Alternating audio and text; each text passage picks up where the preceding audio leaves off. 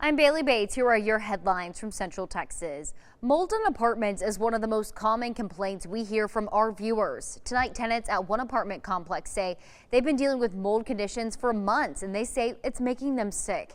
Our Juliana Jackson has their story and what you can do if you're in a similar situation. Severe headaches, breakout in cold sweats, out of breath, been to the doctor 4 times. Cindy Morgan says since moving into this apartment unit, she's felt sick. Her 3-year-old dog was also suffering. He was lethargic and refusing to eat. She says her doctor connected the symptoms. I finally figured out that I was allergic to the mold. When she pulled back the carpet, the tack strips underneath were black. She set out home mold test kits in every room. It's my dining room. And if there's mold, it'll grow mold. That's my dining room. This is my bedroom. Oh, that's my kitchen sink underneath there. This is my bedroom. Down the hall, Melinda Bass says there's mold growing on the walls outside of her unit. Bass is on continuous oxygen 24/7. Not an easy option to have to pack up and move again. That's why I contacted the city and all of the officials.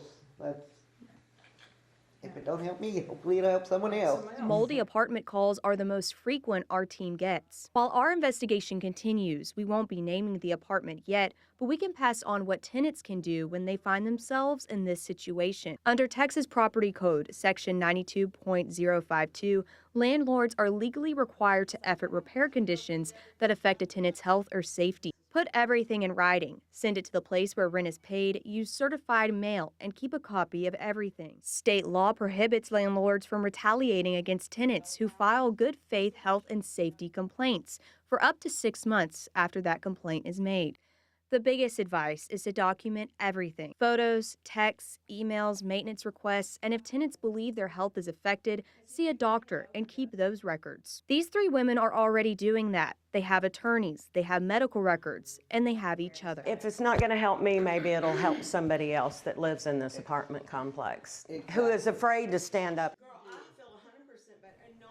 That was Juliana Jackson reporting. Meantime, new parks, new playgrounds, and millions of dollars in green space improvements are coming to Waco. City leaders say several projects now underway will expand park access across multiple neighborhoods, giving more residents a place to play, relax, and connect with nature.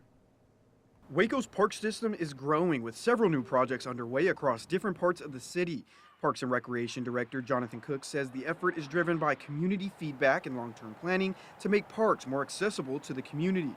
We've got a saying that it starts in parks, and that really was fueled by the community input and really the community love for our park system here in Waco. While popular destinations like Cameron Park and Brazos Park East draw visitors from across the city, leaders say not everyone has easy access to those larger parks. So the city is working to spread new green space across multiple neighborhoods. But what we see is parks are just a key component to quality of life, but also economic generators, also build a sense of community. So it hits a lot of different angles. One of the projects already under construction is China Spring Park, a nearly 90-acre space designed to serve a growing residential area. The park will include a splash pad, playground, pavilion, and a trail system while keeping much of the land in a natural state.